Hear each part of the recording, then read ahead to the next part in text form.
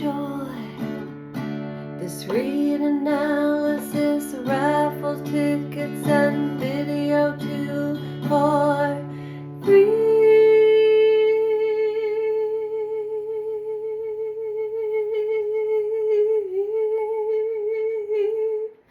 Hi everybody, it's Lash. How are you all today on this fine September 8th at 3 in the afternoon in good old Beamsville, Ontario? I haven't been dancing lately, but I will be. Why am I shouting? Okay, hi. So, the last reading that we I explained a little bit of the story, and we left off where it didn't matter. Villa was more interested in talking to her.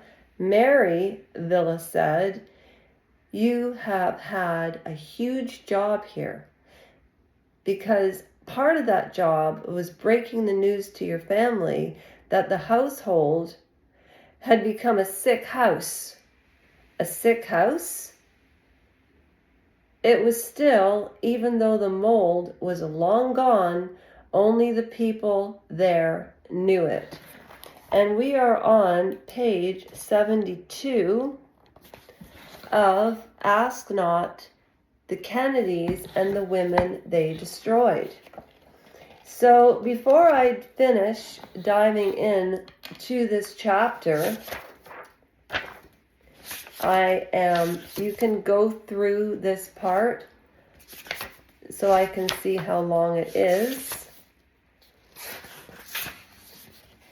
We should get halfway through this today, a little bit every day. I've worked out I need to read for 15 minutes a day from now until the 30th of September. I'm putting the questions up when the book is finished, but from this moment forward, I'm going to give you hints as to what the questions are. Whoever wins, $25 raffle gift card, and I just email you the code. And this is not through you donating. This is my thank you. Avril, I have not forgotten to finish the story about the anorexic girl and the power of prayer. Okay? My allergies, it's that time of year. So anyways, here we go. Oh, I need my reading glasses for a reason. And remember, don't forget to like, subscribe, share with a friend, because you just never know. We never know. We only live today, and we know not about tomorrow.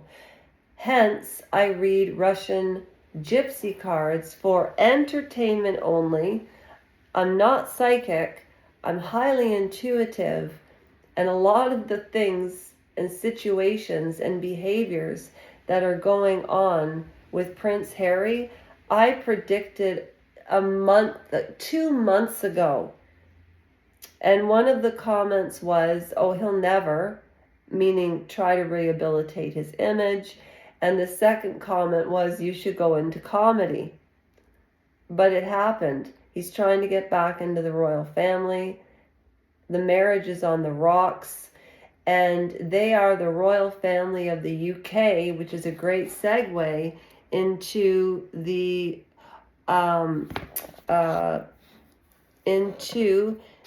dynasty of the Kennedys. It's true. They are America's royal family. And I'm also working on a commentary about psychopathy. Every page I want to interject, but I'm not going to. Because again, at the end of this book, maybe halfway through, we're doing a live.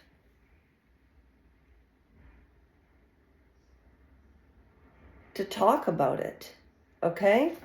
So, And after I finish this, I'm going live to talk about the power in prayer and transgender issues. Okay. Now, 3 years after that triumph, she could barely get out of bed. This is Mary Kennedy Richardson. On the days when she summoned enough energy to take the kids to school, Mary was often in ratty pajama bottoms, her hair unkept. "You have to pull yourself together," the other mothers told her. "You're a Kennedy. You can't go around looking like this." So what could Mary Richardson, what was her issue? She was not living up to the Kennedy expectations. The family wanted Bobby Kennedy Jr., who looks exactly like Bobby Kennedy. And Bobby Kennedy Jr. and JFK Jr. were first cousins. So at any rate, in these moments, Mary would think, none of you could do what I do. None of you could hack being a Kennedy wife. Who was hardest on the Kennedy women? It was the Kennedy women. Try to wrap your head around that psychology. That's why I want to interject every sentence. I have so much to say. Okay. It was something Mary had in common with Carolyn Bessette, married to Bobby's cousin John Jr. Almost every day, Mary dealt with the assumption that came not just from the other women, but also from tabloids and esteemed historians, that being a Kennedy wife, especially the wife of the namesake, the eldest son of a beloved, martyred leader.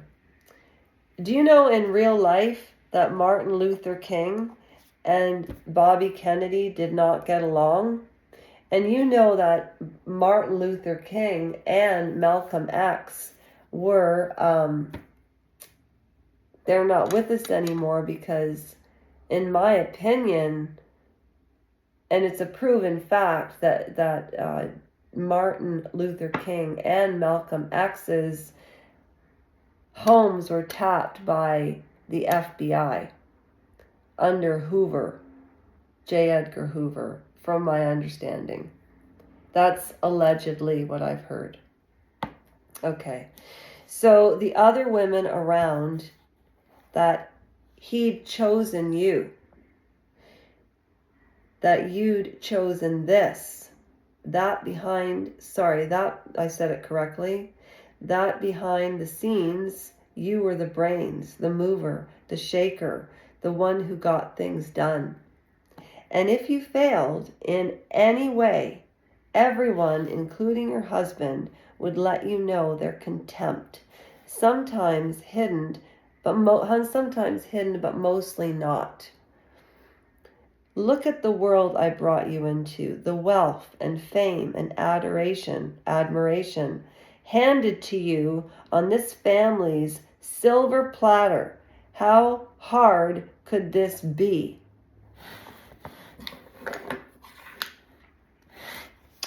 As Carolyn said every time her husband asked her the very question, "I didn't get the blank and employee book." Remember that part?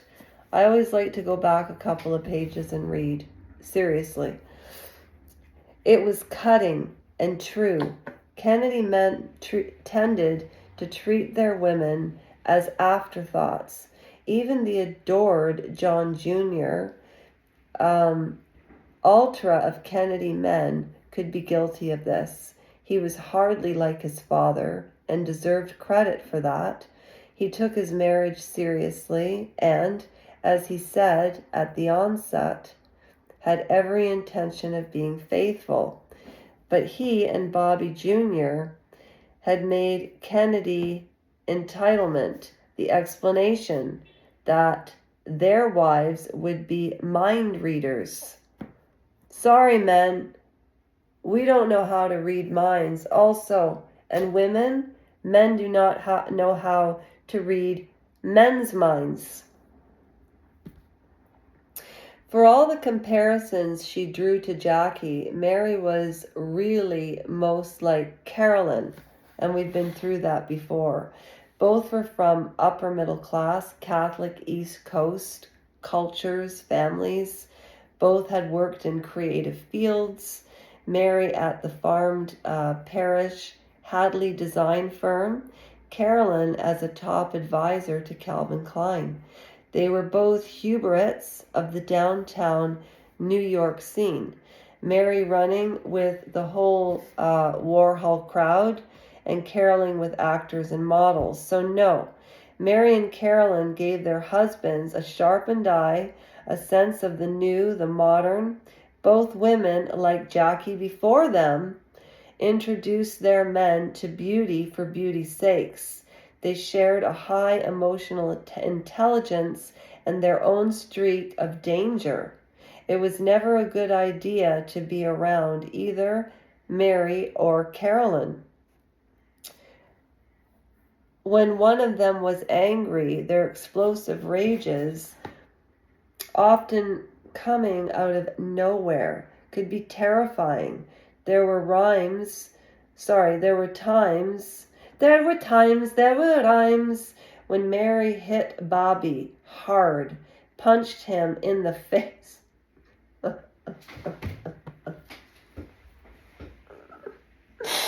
She punched him in the face?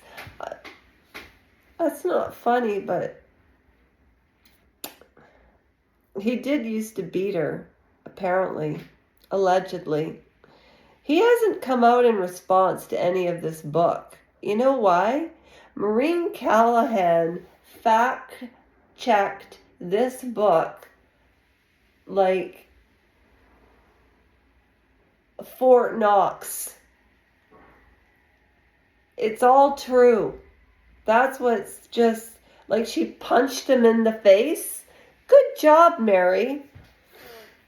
Anyways, she pushed him down the stairs once, but he'd always come back at her. Boy, don't these relationships from the very beginning of the book, we've gone through this much. There is a playlist. These relationships are crazy. Their relationship hadn't always been this abusive. Well, compared to what?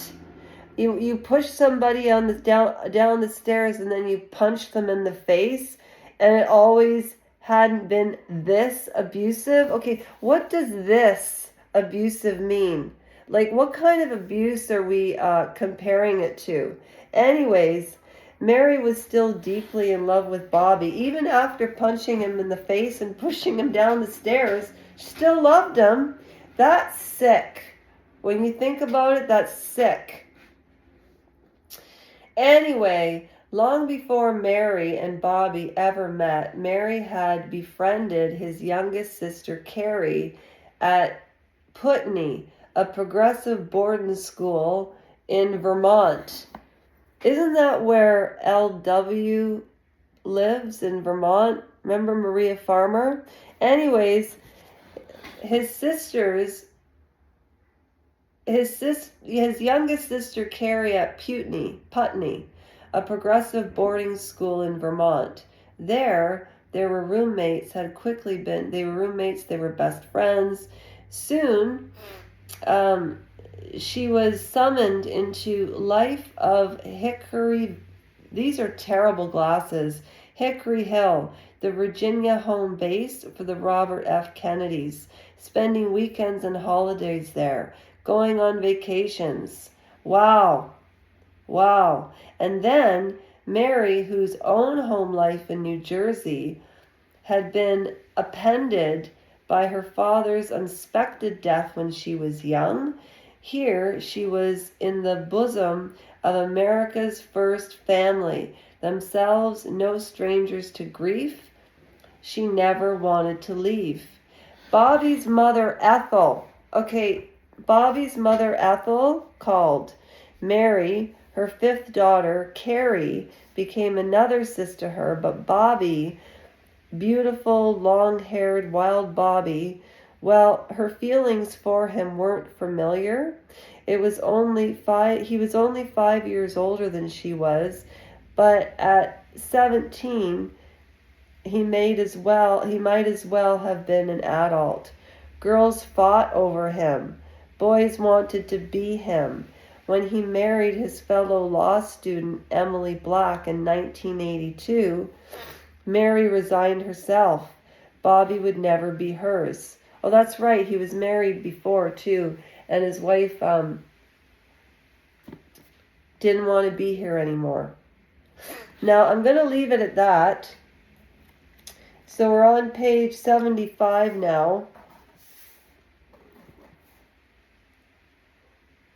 You know, they talk about their marriage and how Ethel had to pay attention to everything that was going on. Mary's, you know what, it's just, Mary also had an eating disorder, which is a good segue to my live. So, no, ask not. I do not read a lot at a time. Other channels do, and I watch them as well. I just like to do it at my own pace. And it was 17 minutes long, and I have limited storage. But we'll get back to Mary Richardson. That is a wrap. I am back. I'm going live to talk about transgender issues, homelessness, and 2 other subjects. Okay? And I hope that you all join me. Thank you. Bye, everybody. I'm back in the saddle again. I haven't put up a dance in so long. I think I need to do that too. And if you want me to read longer, tell me. Okay? Thank you. Bye.